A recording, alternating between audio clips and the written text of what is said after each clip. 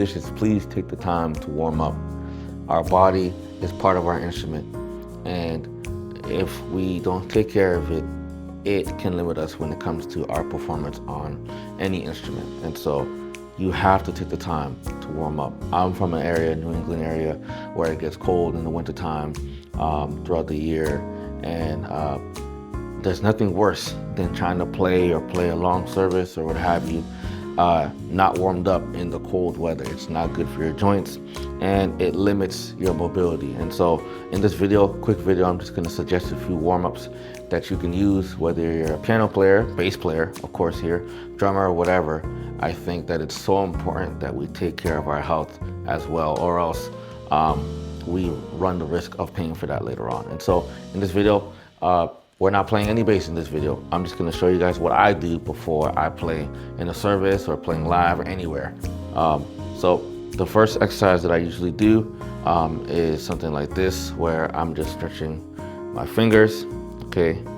I'm sure you probably have seen athletes do this. I do that for a few seconds on both hands, making sure I am stretching my whole arm very flat and as straight as possible on each hand, holding them for at least 5 to 10 seconds each time, and I do that for at least 2 or 3 rounds, okay? The second exercise that I suggest that I do is kind of like a finger tap, like this, where I just touch every finger with my thumb, and I do that for at least a minute or 2. If I'm running late, if I really have to get going, 30 seconds to 45 seconds. But I just do that just to get the circulation moving, okay? Especially on your stringed instruments, musicians with frets and such, you are always, always playing with your fingers, your fingertips, and this will allow the blood to just continue to circulate a little bit better and prepare them to work, all right? The next one that I do after those two are another one that looks like this, and it's just me just warming up my wrists. That's all it is.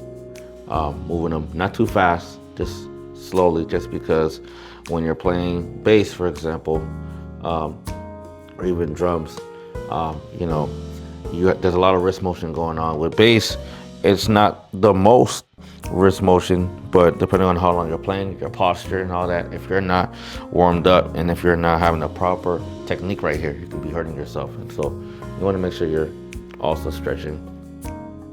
You want to also make sure you're stretching both, okay? Those are 3. And now the final exercise that I'm going to suggest to you guys that I do when I warm up is very similar to the first one I showed you, like this, except it's the opposite way, like this. That's all. You hold that for about 5 to 10 seconds or so, maybe even 12 on each side, just like that.